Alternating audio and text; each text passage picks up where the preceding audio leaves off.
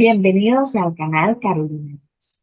Gracias por acompañarme en este canal que lo que busca es analizar temas internacionales para conocer qué es lo que sucede en nuestro mundo y cómo los hechos que acontecen nos afectan directa o indirectamente. En esta ocasión el tema de la entrevista es el proceso electoral y la jornada electoral de este 28 de julio en la República Bolivariana de Venezuela. Para ello entrevisté a una voz autorizada como es la señora Egle González Lobato. Ella fue directora de la Escuela de Derecho de la Facultad de Ciencias Jurídicas y Políticas de la Universidad Central de Venezuela. También se desempeñó como consultora jurídica del Consejo Nacional Electoral. Así que sin más demora le presento esta entrevista, no sin antes pedirle muy respetuosamente si le puede dar un clic en me gusta y un clic en suscribirse. La suscripción no tiene ningún costo. Es muy sencillo, solo tiene que darle clic. Y si quiere activar el botón o la campanita de notificaciones para que le recuerde cada vez que subo un video, me encantaría, porque con eso me permite crecer, para llevarle a usted información y entrevistas para conocer nuestro mundo y más, sobre todo, los hechos que acontecen, cómo logran. Así que sin más demora le presento la entrevista que le realicé a la señora Egle González Lobato sobre el tema del proceso y la jornada electoral en la República Bolivariana de Venezuela.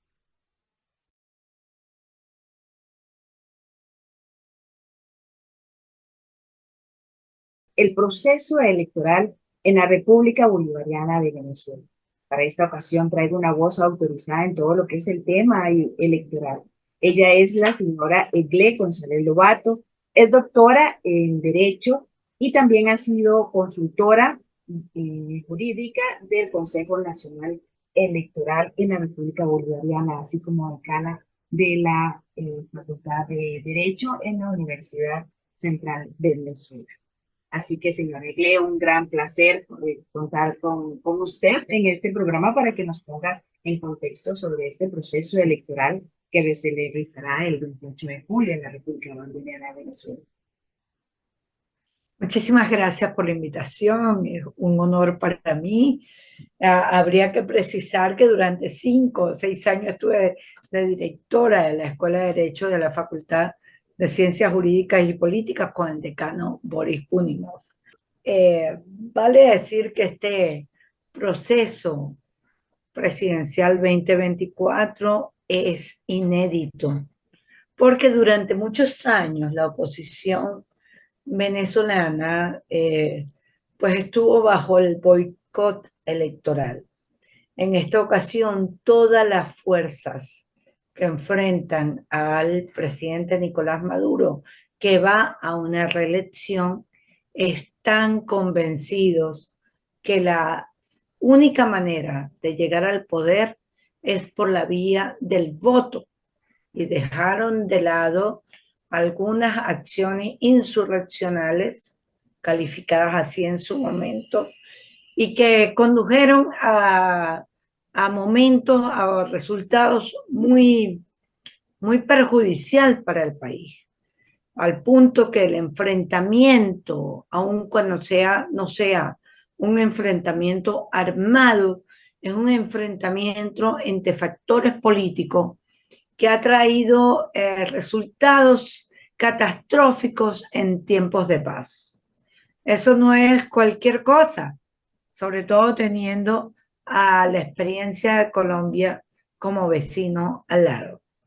Doctora, tal vez si hablamos un poco, porque aparte de esta coyuntura en la cual se busca el acudir a las urnas como el instrumento para tener una democracia, Eh, aparte de esto, se ve en diferentes procesos electorales como el del 2018 y 2021, se ve una oposición totalmente consolidada, un grupo que va unido, ya no una oposición totalmente dividida, que fuera lo que pasó en otras oportunidades. Sí, ese logro se alcanza con las primarias.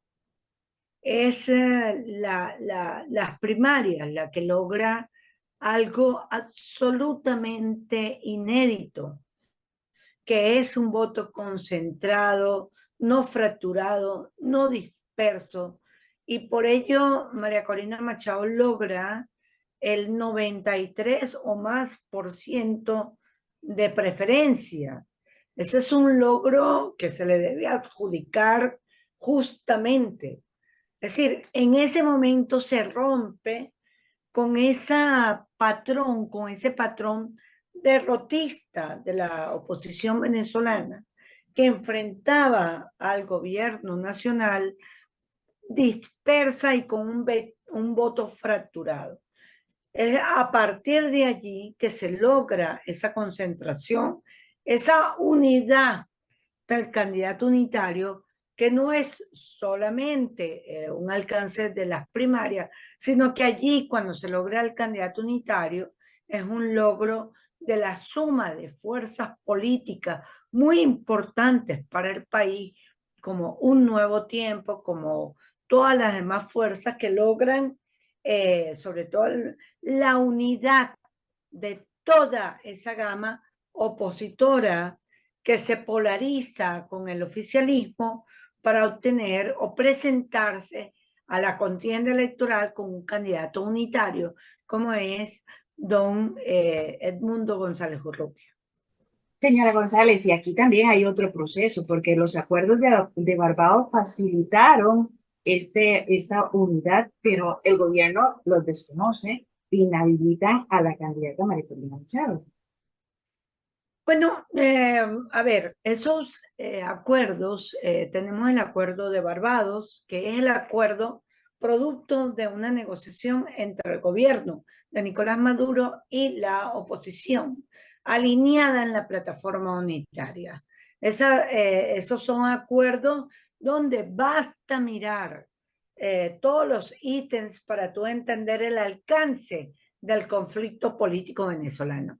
Pero aparte había una negociación que es la conocida como los acuerdos de Doha, que es el acuerdo, la negociación entre el gobierno de Estados Unidos a través de su presidente Joe Biden y el gobierno de Venezuela a través de su presidente Nicolás Maduro.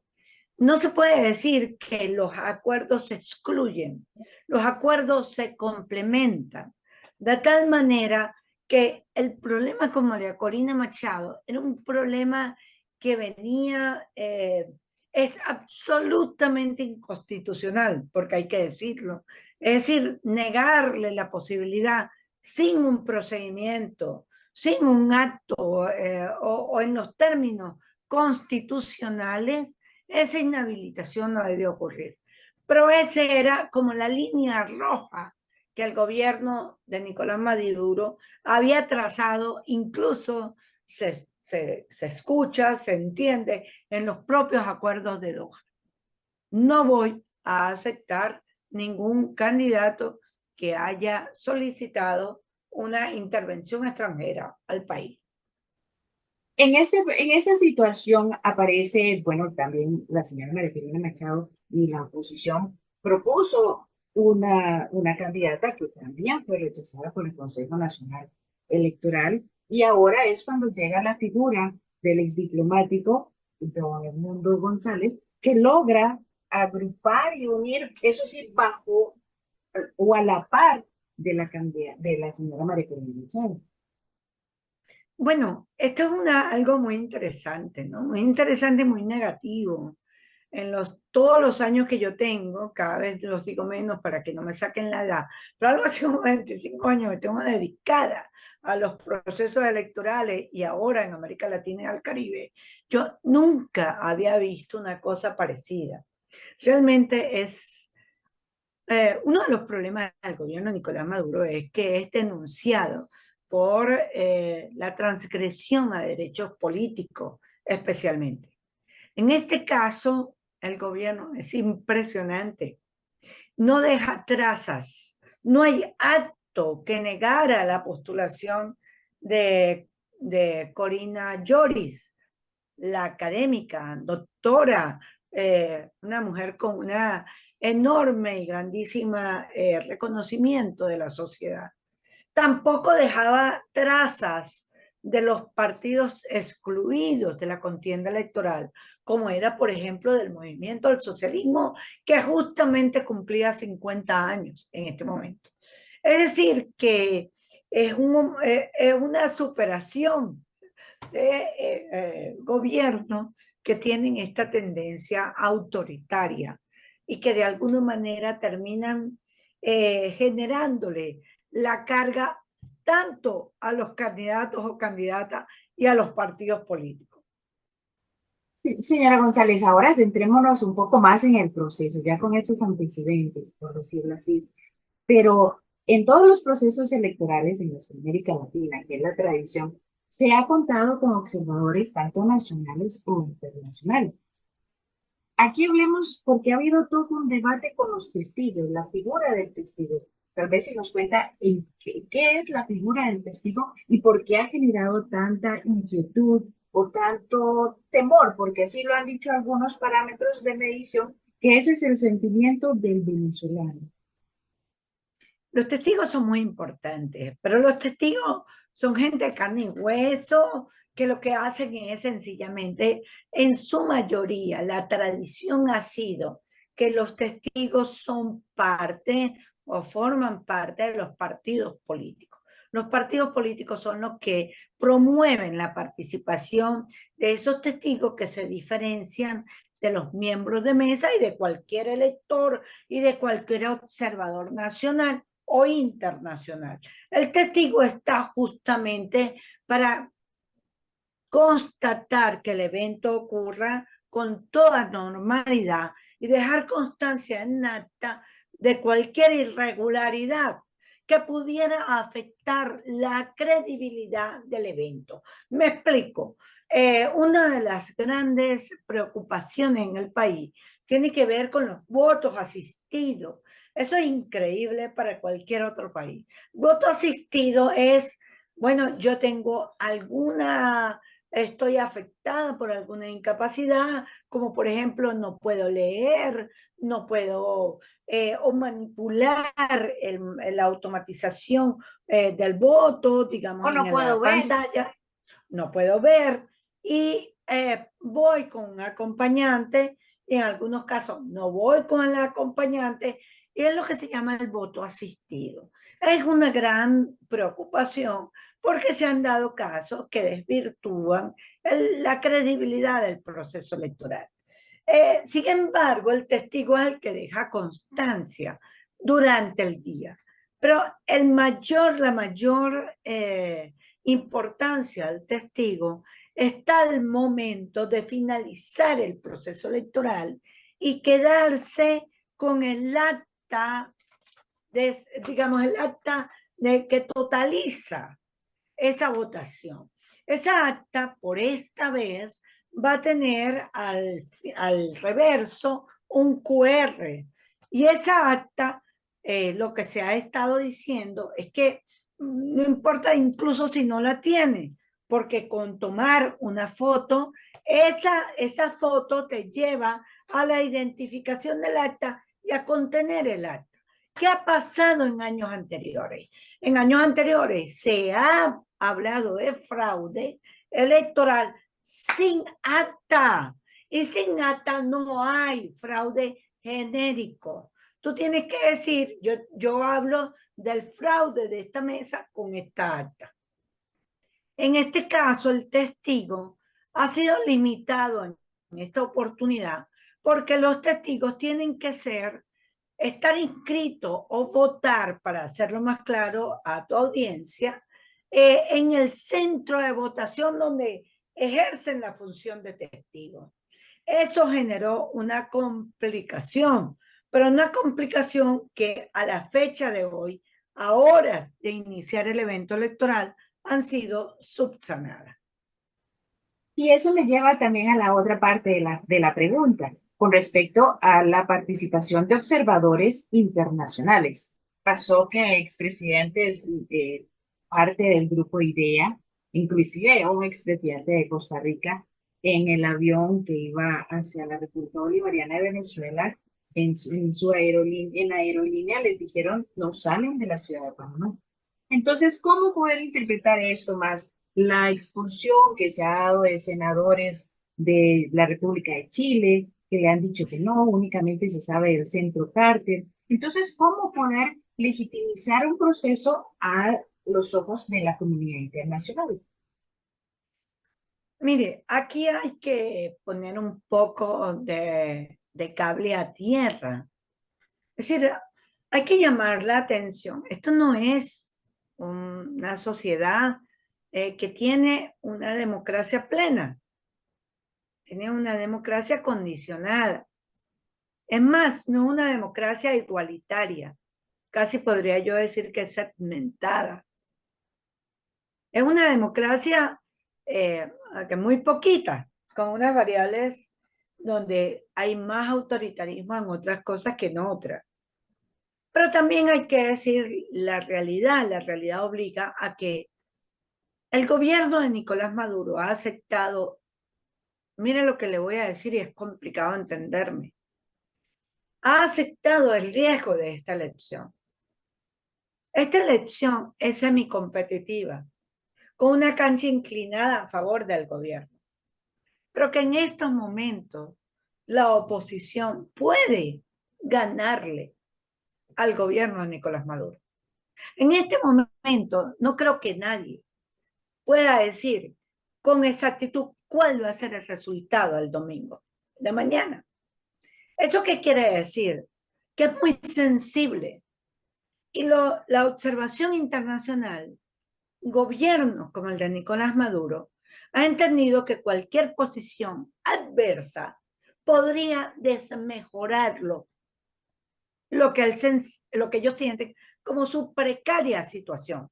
Una precaria situación con digamos, una cantidad de dinero por su cabeza, con unas sanciones. O sea, la voluntad política es muy importante. Desde el punto de vista de las variables internacionales, uno diría con toda certeza, la oposición tiene todo el derecho de invitar observadores internacionales, tanto como lo hace el gobierno. Es decir, que haya ojos ajenos a lo nacional que generen confianza. Sin embargo, esta es una elección. Si el gobierno de Nicolás Maduro pierde, sería catastrófico. Y si el gobierno de Nicolás Maduro gana, el problema que tenemos es que hay un patrón de la oposición que ha cantado fraude electoral y no ha reconocido las elecciones. Toda esa realidad yo los invito a conocerla. Yo trato con el mayor esfuerzo de brindar una opinión que simplemente sea una contribución al análisis, sin tratar de ponerme en favor de ninguno de los dos polos que mañana decidirán una elección presidencial 2024 en Venezuela. Y esta elección tan trascendental, tan importante, porque es la elección, es el día de, o sea, es el día clave para las partes. ¿Cómo se maneja la credibilidad del Consejo Nacional Electoral? Bueno, mire, nosotros habría que decir en este programa, en algún momento, que esta elección se celebra con dos paraguas o un paraguas gigante, que son las dos negociaciones a las que hice referencia antes. En esas negociaciones que vienen desde hace tiempo, se había planteado de muchas maneras el nombramiento del Consejo Nacional Electoral, que fuese un acuerdo parte de las negociaciones. Sin embargo, este Consejo Nacional Electoral no logró ser un acuerdo. Digamos, se ha limitado a ser un Consejo Nacional Electoral, que es el supremo órgano electoral en el país, ad hoc, o sea, para esta elección. Y en ese momento se logró nombrar a quienes generaran confianza de los participantes. que el presidente del consejo era el contralor que justamente inhabilitó, sí, ciertamente, pero ese era el que le daba confianza al oficialismo o al gobierno de Nicolás Maduro que va a la reelección. Que otros rectores se asocian con la oposición que están presentes en el evento. Así fue que se logró ese acuerdo. Entonces, quienes van al proceso electoral, pareciera que esa designación es según me dé confianza al momento que es crucial en este país, que va a ser el reconocimiento de los resultados. Esa es la otra parte. ¿Cómo lograr esa credibilidad? Porque ambas partes están hablando de fraude. Se está hablando que el fraude no podría ser, digamos, en la parte tecnológica, sino más bien a la hora de la entrega de las actas. Tal vez si nos explica esa parte que es un poco compleja de entender. ¿Cómo es posible que no hay fraude en las urnas por el equipo, el sistema informático, pero sí podría haber fraude? Bueno, ahí hay algo, ¿no? Que es, un asunto es, hay hechos que tienen que ver con lo tecnológico y hay hechos que no tienen que ver con lo tecnológico.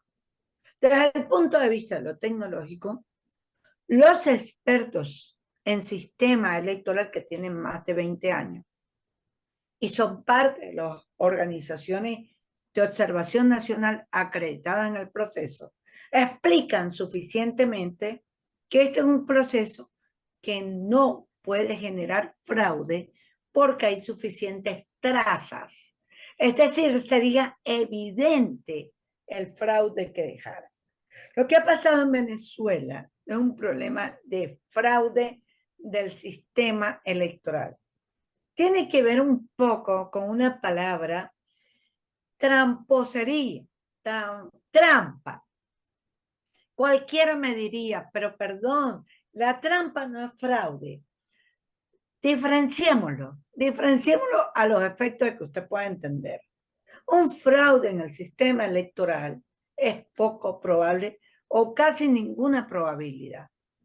Lo que hay es trampa, es ventaja, es esa mordida, eso lo que está ahorita de moda la palabra rebanar.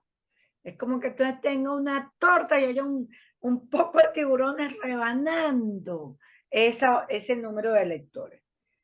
Sin embargo, a la fecha de hora, a esta hora en que estamos grabando esta entrevista, yo puedo decir que las cartas están echadas y que mañana, domingo 28 de julio, el resultado será producto de lo que los candidatos hayan logrado captar como votos para sí mismos. Muy difícil que en este momento se habla, por ejemplo, hubo problemas con la instalación de mesas esta mañana. En todo caso, eso no afecta la votación. Lo que afecta es la participación. Esa me lleva a otra pregunta, porque en las plazas públicas, tanto del oficialismo como de la oposición, fueron matutinarias en diferentes partes, no solo en el centro, Caracas, sino también a las afueras de la capital. ¿Cómo lograr motivar a un votante que según las encuestas dicen que lo que predomina es el miedo? ¿Cómo van a salir los jóvenes, los adultos, cuando lo que tienen es, lo han dicho las encuestas, miedo? Mire, la verdad, yo me dedico al análisis del comportamiento electoral. Me dedico con mucha atención, muchas horas de mi día. A veces me faltan horas. Eh, Ese miedo en este momento no lo veo que condicione el voto, sinceramente. El voto va a ser pragmático como ha sido en América Latina y el Caribe después de la pandemia. Va a ser un voto sorpresivo. Lo que no sabemos es hacia dónde, hacia qué polo. porque va a ser un voto sorpresivo. El voto en América Latina y el Caribe es hacia quien me da estabilidad, hacia quien me garantiza la vida después de haber sobrevivido al COVID. El voto al miedo, el elector no lo está sintiendo mucho. El elector, se habla de un voto, incluso a los efectos electorales, se habla de un voto desleal. Es decir, no tengo nada que ver con el partido. Yo voto por quien crea que me resuelve el problema. Las marchas multitudinarias son un gran entusiasmo. Se ha logrado entusiasmar. La intención de voto genera una aproximación a favor del candidato unitario, don Edmundo González Urrutia. Sin embargo, la intención de voto difiere mucho del acto de votación. En este momento yo no creo que haya nada que el gobierno pueda decir, te voy a presionar con tal cosa. ¿Qué me vas a presionar? ¿Cuánto me vas a presionar? Es decir, creo que eso sería un reduccionismo que conlleva a resultados equívocos. La oposición se ha negado a hacer críticas sobre las encuestas, a hacer críticas sobre la campaña, un poco generando una percepción de triunfo. Y yo creo que había que atender un poco a ese elector que puede estar pensando diferente. Señora Egle, se romperá, digamos, últimamente en nuestra América Latina, a excepción inclusive en este año que se han dado diferentes procesos electorales en nuestra América Latina, el caso de Panamá que rompió cifras históricas de abstencionismo. ¿Será el caso de los venezolanos romper el abstencionismo y acudir masivamente a las urnas? Bueno, las elecciones presidenciales en Venezuela siempre han generado una gran motivación de participación. Ahora, Venezuela tiene algo muy particular que le es propio, que es la cantidad de migrados, inmigrantes venezolanos forzosamente. Se habla de 4.5, digamos, de migrados electores, porque migrados son muchos más, pero electores son esa cantidad. Entonces, cuando se habla de la abstención, se habla de una abstención estructural que abarca todo el registro electoral, el universo del registro electoral, y no justamente el registro efectivo que va a ir a votar mañana en la elección. Entonces, usted podrá ver una participación de un 67%, y usted va a decir, pero ¿cómo? Si tanta emoción, tanta gente, bueno, porque hay una abstención estructural. Si esa abstención es un número que se repite, estamos hablando que en términos general una buena participación fue, por ejemplo, el 80%, pero ¿cuántos electores había? Entonces hay que mirar en proporción. Una elección de mayor del 67% de participación es una buena participación. Señora Egle, agradecerle su tiempo que me ha brindado y me permite hacer otra pregunta. ¿Cómo se desarrollará el voto en el exterior cuando hay algunos que inclusive han mencionado que no se les permitió inscribirse, que han tenido dificultades propiamente por lo que ellos han manifestado, que ha sido, digamos, trabas, por decirlo una palabra muy coloquial, del Consejo Nacional Electoral? Bueno, en un gobierno como este, repito, eso es transversal a todo el análisis. El voto en el exterior es prácticamente un voto en contra. Exacto. Entonces usted tiene que estar clara en eso. Ese voto va a ser en contra. Y tiene que requerirse gran voluntad política para decir, 4 millones vengan a votar contra mí. No voy a justificar en lo absoluto. Eso es un derecho. Sin embargo, hay otros aspectos que son técnicos, que son interesantes, que es que países donde no haya relación con Venezuela, no se vota. Entonces, lamentablemente, eso condujo a una injusticia y a un desconocimiento de la voluntad política de venezolanos en el exterior que tienen el derecho a votar. Es decir, de esa cantidad, 3.8, 4, 4.5, no sabemos con exactitud cuánto es. Solamente 69.000 electores podrán votar de venezolanos que están en el exterior. Pero repito, tiene que haber una dosis de comprensión del marco político que se está viviendo, no para justificarlo, sino para comprenderlo. Señora Elgle, y un comentario final de su parte para poder comprender este gran mundo que será el proceso electoral, no, la jornada electoral, porque ya el proceso se ha venido dando, sino la jornada electoral de este 28 de julio. Bueno, mire, la participación hará la diferencia. La participación indicará, va a dirigir mucho el resultado. Esta elección debe ser para ganar y gobernar y no solo para ganar y cobrar. Y esta elección debe permitir pasar del carril del conflicto a la negociación y el entendimiento. Esa es la utopía, la normalización del país. ¿Es complicado? Sí, pero mañana tiene que haber una altísima participación. Si quiere ganar, tiene que participar.